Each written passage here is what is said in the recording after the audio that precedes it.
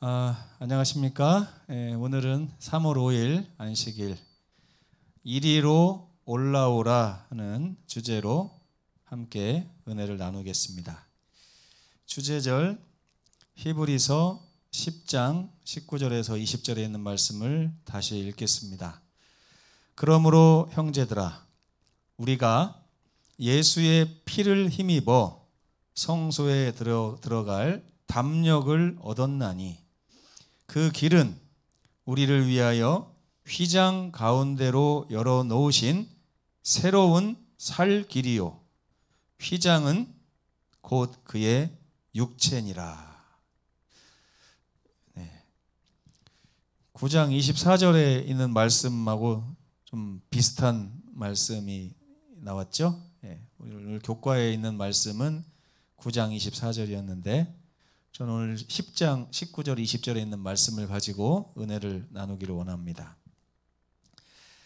예수께서는 당신께서 아버지께로 갈 수 있는 유일한 길이라고 말씀을 하셨어요. 여러분, 이 말씀 아주 익숙하시죠? 이 말씀이 무슨 뜻인지를 그 당시에 그 말씀을 들었던 유대인들이 어떻게 이해를 하기를 원하셨기 때문에 이 말씀을 하셨는가?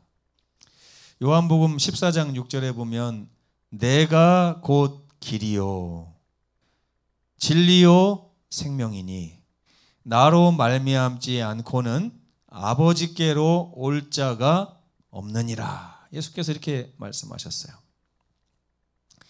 그 예수께서 말씀하신 이 길은 성소에 있는 그 길을 말하고 있는 것입니다.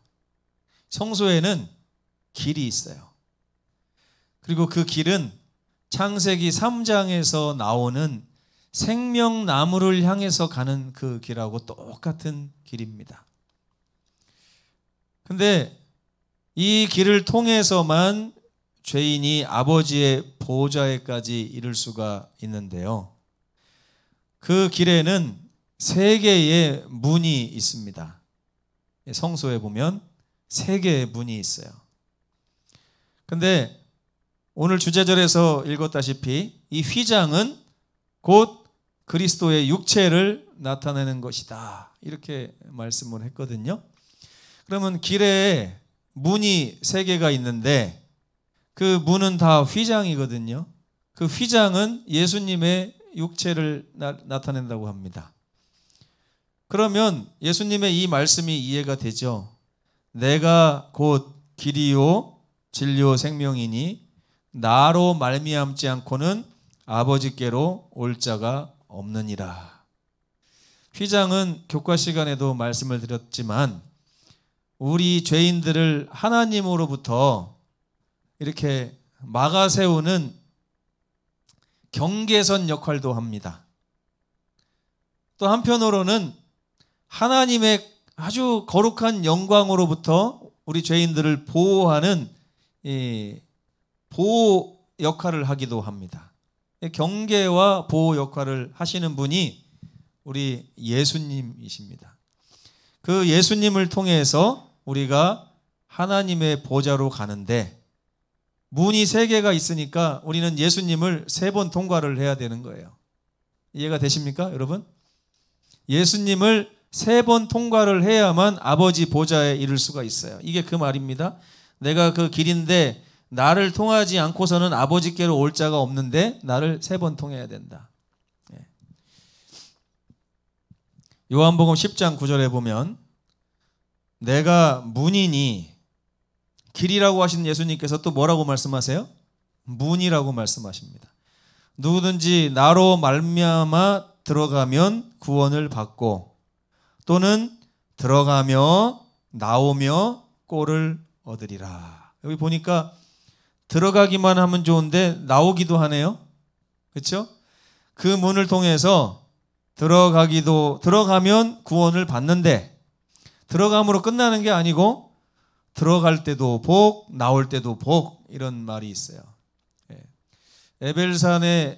에발산과 그리심산의 그 축복과 저주에 보면 축복 가운데 들어가면서도 복을 받고 나오면서도 복을 받는다 하는 그 말씀이 있는데 아마 그 말씀을 다시 한번 하신 것 같습니다.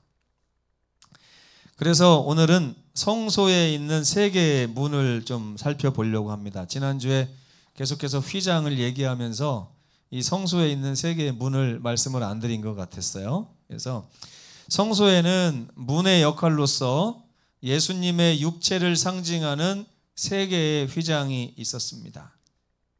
이 휘장은 무지개 모양을 하고 있었어요. 무지개 하면 여러분 뭐가 떠오릅니까? 네? 낚시가 떠올라요? 약속. 예, 맞습니다. 제가 귀가 좀 안 좋네요. 예. 약속 혹은 언약이 떠오르죠. 그러면 이 휘장이신 예수님이 상징하는 이 휘장 세 개에도 재료가 다 똑같아요. 그래서 청색, 자색, 홍색 실과 가늘게 꼰 배실로 만드는 이 무지개 모양을 하고 있는데 이걸 보면서 꼭 7가지 색깔은 아니더라도 이스라엘 백성들이 그 문을 들어갈 때마다 어떤 생각을 할까요? 언약을 생각하겠죠. 약속을 떠올리고 노아 방주 이후에 떴던 그 언약을 기억하는 그런 의미가 있는 것 같습니다. 근데 이 문이 어디 있냐면 이 성소는 3중 구조로 되어 있습니다. 그래서 맨 가운데는 지성소가 있고 그 옆에는 성소가 있고 그 둘레로 이렇게 마당이 있는데 특별히 동쪽에 있는 마당이 좀 큽니다. 예. 서쪽, 북쪽, 남쪽에 있는 마당은 그냥 사람이 거기를 별로 출입을 안 하고 이 성소의 동쪽에 있는 뜰에 이렇게 많이 출입을 합니다. 왜 그러냐면 이 동쪽으로부터 동쪽 방향이 하나님을 향해 가는 방향이기 때문에 그렇습니다. 근데 이 뜰의 문과 성막의 문과 지성소의 문을 통과할 때마다 사람들은 하나씩 자유를 얻어갑니다. 죄로부터. 첫째는 죄책감으로부터 자유를 얻는 게 뜰의 문이에요. 그 다음에 성막문을 통과하는 사람은 이제 죄의 세력에서부터 자유를 얻습니다. 지성소를 통과한 사람은 죄의 존재에서 자유를 얻게 되는데 이 세 문을 통과함으로 우리는 죄를 완전히 극복할 수 있고 죄가 없으신 순결하신 거룩하신 하나님 앞에서 영원토록 영생을 누리게 되어 있는 것입니다. 예수께서는 죄인이 나아갈 수 있는 유일한 문이십니다. 그래서 이 죄인들은 예수님을 통해서 죄책감을 벗고 구원의 확신을 얻는데 이것이 뜰문을 통과한 사람들이 얻을 수 있는 경험입니다. 뜰문 안으로 들어가야 그 뜰에서 번제도 지내고 예수님 상징하는 양도 잡고 피도 흘리고 하는 장면을 보면서 아, 내 죄가 예수님에게 갔구나 하는 걸 알게 되겠죠. 그런 다음에 성소에 들어가서 죄의 세력을 이기고 하나님의 자녀의 모습으로 거룩한 성화의 삶을 누리게 됩니다. 그런 후에 이 지성소의 성막이 열리면 휘장이 열리면 죄로부터 온전히 벗어나 하나님의 보좌에서 그분과 영원히 교제하게 됩니다. 우리는 지금 어디쯤에 와 있을까요? 그 이야기를 이 말씀이 맞춰질 때 좀 확신하고 기뻐하고 감사했으면 좋겠습니다. 먼저 성소 뜰로 한번 들어가 보겠습니다. 뜰문을 열고 들어가면 하나님께서 마련해 놓으신 3가지 죄인들을 위한 선물이 준비가 되어 있습니다. 뭐가 있냐면 번제단이 있어요. 그리고 물두멍이 있고 죄송합니다. 그 다음에 한쪽에 양을 잡아서 이렇게 피를 흘리게 만들어 놓은 희생 말뚝이 있습니다. 양을 말뚝에다가 매놓는 곳인데 이 3가지 선물이 성소 뜰에 있습니다. 그래서 말뚝이 있고 물두멍이 있고 번제단이 있어요. 근데 여기 보면 이 3가지가 상징하는 게 뭐예요? 번제단은 불을 상징해서 우리 죄를 불로 소멸시키시는 하나님을 나타냅니다. 물두멍은 물을 상징하고 우리 죄를 물로 씻어주시는 하나님을 상징해요. 그 다음에 희생 말뚝에는 피를 흘림으로 우리를 대신해서 피 흘려주시는 우리 하나님 예수님을 상징하는 것입니다. 이 세 가지가 전부 다 뭘 나타냅니까? 죄인인 우리를 죄로부터 씻어서 건져내 주시겠다고 하는 하나님의 선물이 여기에 표현되어 있는 것입니다. 그 하나님께서는 죄인은 사랑하시는데 죄를 미워하시는 거예요. 네? 여러분 혹시 가정에서 자녀들이 잘못할 때 자녀들의 행동이 밉습니까? 아니면 그 자녀가 밉습니까? 네? 제가 경험적으로 이렇게 해보니까 어느 정도 적당한 잘못을 했을 때는 우리 아들이 더 귀하게 느껴져요. 근데 해도 안 되고 해도 너무하다 싶을 때는 그 녀석이 밉더라고요. 이게 참 그래요. 근데 이제 우리가 보통 하나님 앞에 가지고 나가는 죄는 스스로 생각할 때도 별거 아닌 죄는 별로 안 갖고 갑니다. 하나님 앞에 아주 못된 죄, 정말 남한테 말하기 부끄러운 죄, 그렇죠? 제가 이 목회하면서 설교하는 동안에 수없이 많이 제가 여기서 이렇게 자진납세를 한 적이 있어요. 근데 여러분, 제가 여러분 앞에 말할 수 있다는 것은 제가 생각할 때도 말할만 해서 하는 것입니다. 근데 여러분에게 말하지 못할 죄도 저한테는 많아요. 네. 혹시 저한테 실망하셔도 어쩔 수 없습니다. 근데 여러분, 저만 그러겠습니까? 네. 근데 이게 성급한 일반화니까 내가 그러니까 우리 앞에 계신 장로님도 뭔가 숨길 죄가 있겠지 이렇게 생각하면은 또 그것도 좀 안 될 것 같다는 생각이 드는데, 어쨌든 우리 하나님께서는 우리의 죄를 미워하시는 것이지 우리를 미워하시는 게 아니라는 것이 이 성소의 뜰에서 우리가 발견할 수 있는 거예요. 이사야 1장 18절에 보면 하나님께서 오라 그러시는데 누구를 오라고 하시는 거예요? 깨끗한 사람 오라고 하는 거예요? 더러운 사람 오라는 거예요? 더러운 사람 보고 오라는 거예요. 왜요? 더러우니까 좀 맞자 이겁니까? 아니에요. 씻어주시기 위해서 오시라고 하는 것입니다. 우리가 서로 변론하자. 너희 죄가 주홍 같을지라도 눈과 같이 희어질 것이요 진홍같이 붉을지라도 양털 같게 하리라. 로마서에 보니까 바울이 이런 말을 해요. 그런즉 이제 그리스도 예수 안에 그분의 피의 공로로 말미암아 그리스도 예수 안에 있는 자에게는 결코 정죄함이 없나니. 이게 뜰에서 하는 경험입니다. 이 뜰에서 하나님이 우리에게 주시는 선물은 칭의예요. 우리를 의롭다고 하시고 우리의 죄를 말끔히 이렇게 전부 다 대속하시고 우리에게 있는 죄를 그분이 다 짊어지고 가시는 것입니다. 그 죄가 그냥 없어지는 게 아니고 예수님께로 이동을 하는 것입니다. 예수님이 우리 죄를 다 짊어지시면서 너는 이 죄값을 갚지 않아도 된다라고 말씀하시는 곳이 바로 성소의 뜰이라고 할 수가 있겠습니다. 가만히 보면 예수님이 세탁소 주인처럼 보이긴 하는데요. 여기 보면 근데 세탁소 주인하고 약간 달라요. 예수님이 우리를 이렇게 눈과 같이 하고 양털같이 희게 씻어주시는다는 얘기는 그분이 뭐 좋은 세제를 써서 이렇게 하시겠다는 얘기가 아니고 그냥 우리가 당할 그 죄값을 예수님이 대신 당하시겠다고 하는 그 얘기를 하고 있는 거예요.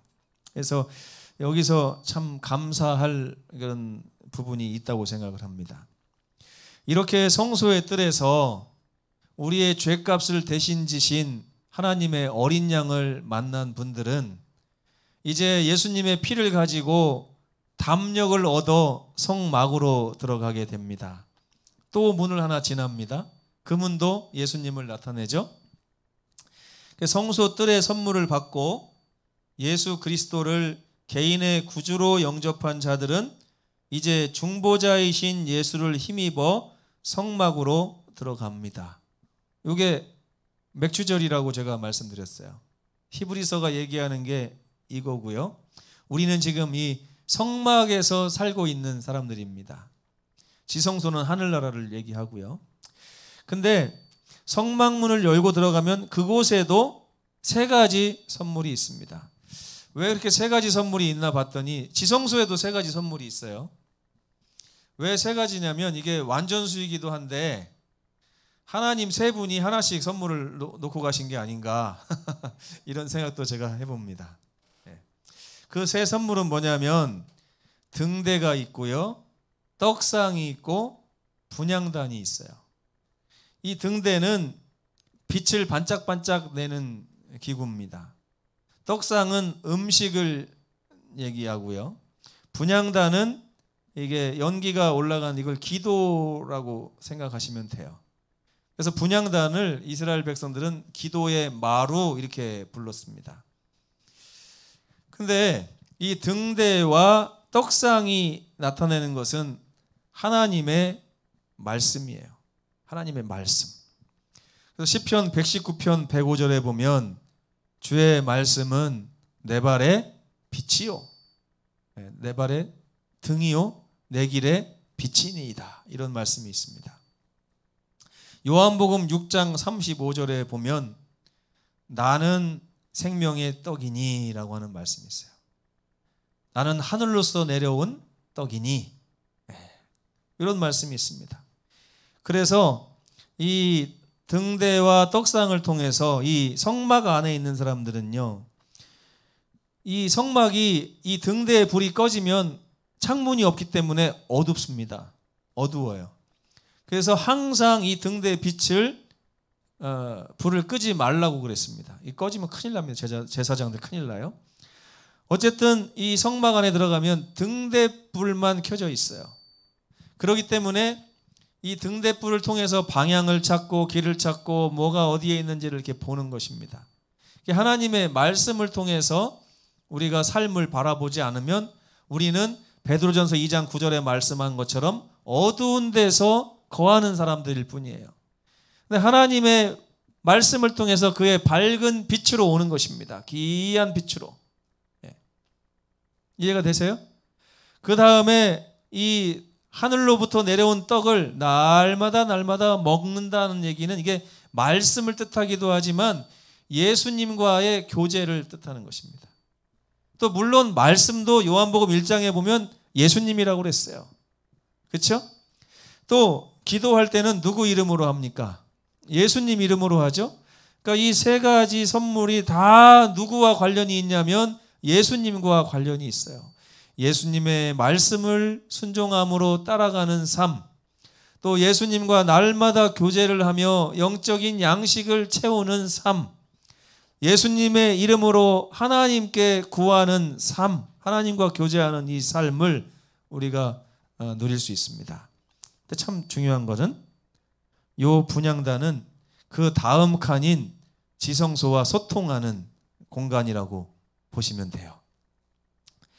하나님의 보좌 가장 가까운 곳에 이 기도의 마루가 있는데 예수께서 십자가 위에서 운명하셨을 때 이 지성소와 분향단 사이에 있는 휘장, 이 휘장은 이스라엘의 모든 죄가 제사장을 통해서 1년 내내 그 휘장에다가 계속 피를 뿌림으로 이스라엘의 모든 죄가 다 쌓여 있는 곳입니다. 그 휘장이 쫙 갈라졌어요. 마태복음 27장 50절에 있는 말씀입니다. 예수께서 다시 크게 소리 지르시고 영원히 떠나가시니라. 이에 성소 휘장이 위로부터 아래까지 찢어져 둘이 되고. 참 신기하죠? 누가 찢었습니까? 성소 휘장을. 네? 누가 찢으셨을 것 같아요? 이게 만약에 연극이라고 한번 생각을 해보시기 바랍니다. 연극. 한쪽에서는 십자가에 예수님이 달려 돌아가시고 있는데 딱 운명하시자마자 이쪽에 휘장이 쫙 갈라졌다. 그러면 누군가가 휘장을 이렇게 찢으려고 준비하고 있을 거 아닙니까? 언제 돌아가시나. 돌아가신 순간 그냥 휘장을 사정없이 찢어 발기는 것입니다. 왜요? 예수님이 십자가에서 피를 흘리신 그것으로 인해서 더 이상 이 휘장이 막혀 있을 필요가 없기 때문에 기쁨으로 찢은 거예요. 누가 찢었습니까? 아버지 하나님께서 찢으셨을까요? 저는 몰라요. 그냥 한번 상상을 해보는 것입니다. 아니면 성령께서 타이밍을 보고 계시다가 확 찢으셨을까요? 아니면 하늘의 강한 천사, 특별히 그 천사 중에 가브리엘 천사가 가장 중요한 역할을 맡잖아요. 그 성소의 휘장을 붙잡고 있다가 예수님이 돌아가시는 그 순간에 아싸! 하면서 찢어버렸다 하는 그 생각이 나더라고요. 하늘에 가면 제가 물어보고 싶어요. 가브리엘 천사를 만나서 혹시 휘장을 찢은 게 당신입니까? 네. 왜냐하면 너무나 행복했을 것 같아요. 그 누군가가 휘장을 찢었는지 모르지만 그 휘장을 찢은 손은 너무나 행복했을 것 같아요. 4,000년 동안 막혀 있었던 그 길을 예수께서 내셨잖아요. 그래서 그냥 너무나 기쁜 나머지 보이지 않는 손이 쫙 그를 찢어버리신 것입니다. 예수님은 십자가 위에서 죄인들이 아버지의 보좌에 이르는 길을 완전히 열어놓으셨습니다. 이스라엘 백성들의 성소와 우리가 있는 성소는 달라요. 세 가지가 다릅니다. 첫째, 동물의 피가 아닌 예수 그리스도의 보혈을 가지고 희생 제물을 삼아서 갑니다. 인간 레위 지파의 제사장들이 아니라 예수님이 대제사장이 되셔서 중보 사역을 하십니다. 그리고 옛날 성소에는 휘장이 막혀져 있었는데 이 하늘 성소의 휘장은 이미 찢어져 있습니다. 이게 달라요. 그래서 옛날에 옛 언약 가운데 있었던 이스라엘 백성들은 늘 휘장에다가 피를 칠하는 게 다였어요.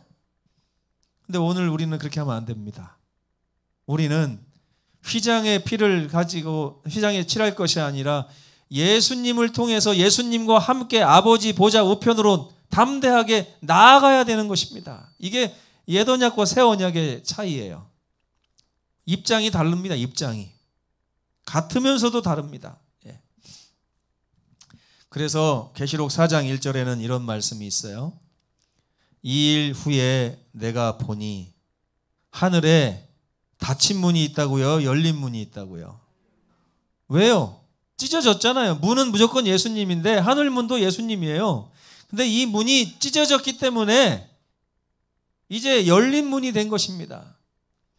그래서 계시록에 보면 예수님을 표현할 때 그가 하늘의 천국의 열쇠를 갖고 있어서 닫으면 열 사람이 없고 열면 닫을 사람이 없다 이런 표현이 있잖아요. 예수님께서 그의 보혈로 말미암아 이 하늘문을 열어 놓으신 것입니다. 이제 우리는 구약의 사람들처럼 동물의 피를 제사를 지내가지고 그 피를 가지고 휘장에다가 칠하면서 하나님이 이걸 받아주실까 안 받아주실까 이렇게 고민할 필요가 없어요. 우리는 이미 그 휘장이 예수님의 보혈로 인해서 갈라져 있는 휘장이라는 사실을 바라봐야 됩니다. 하나님께서 이미 예수님 안에서 우리를 다 간합하셨어요.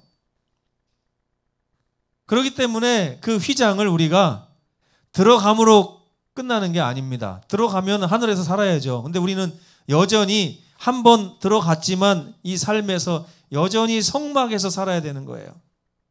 그렇기 때문에 여전히 우리에게는 등대가 필요하고 여전히 우리에게는 떡상이 필요하고 여전히 우리에게는 분향단이 필요합니다. 그러나 예전에 옛 언약과 다른 점은 뭐예요? 우리는 그 찢어진 문을 통해서 하늘로 들락날락 들락날락 하면서 살아야 된다는 것입니다. 달라요, 달라. 감사하십니까, 여러분? 네. 그러면서 거기서 음성이 나서 뭐라고 그래요? 내가 들은 바 처음에 내게 말하던 나팔 소리 같은 그 음성이 이르되 이리로 올라오라. 이리로 올라오라. 예전에 막혔던 휘장에서는 들을 수 없었던 이야기입니다.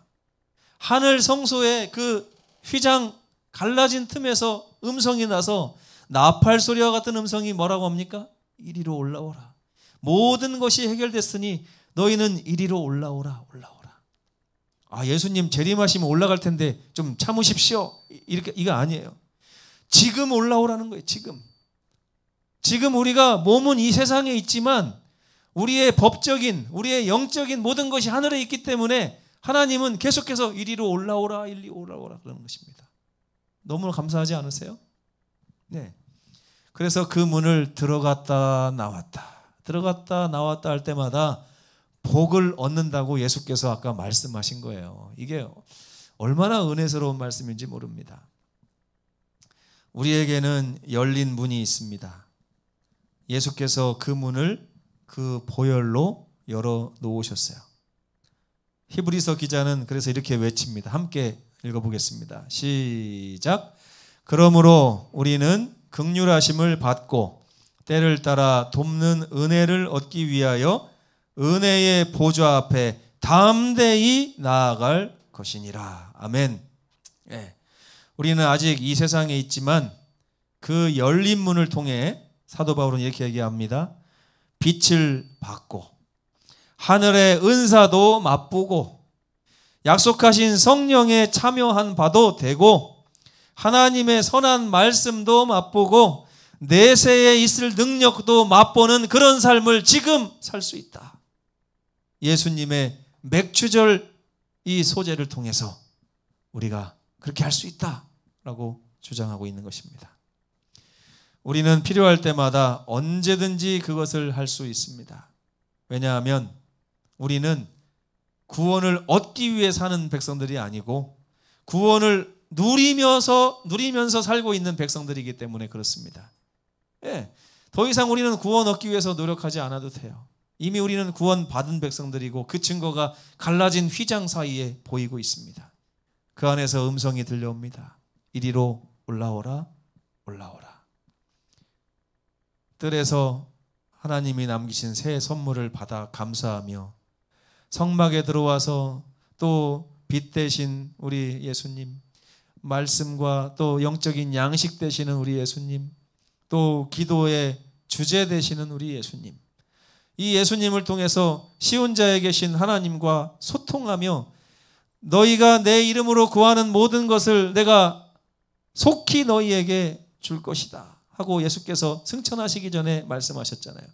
승천하시기 전에 그 말씀하신 이유가 있어요. 승천하셔서 시온자의 예수님의 하나님의 보좌 우편에 앉으시면 그 일을 하실 수 있기 때문에 그런 것입니다. 우리는 열린 문 시대에 살고 있습니다. 이 열린 문이 우리 마음에도 활짝 열려서 날마다 예수님을 통해 하나님과 교제하는 놀라운 특권, 이 특권을 소유하다가 나중에 주님 오시는 그날 함께 가서 이제 아예 에녹과 같이 하늘 문을 넘어서 그 나라에서 영원토록 사시는 우리 모든 성소들 되시기를 간절히 바라면서 말씀을 마치겠습니다.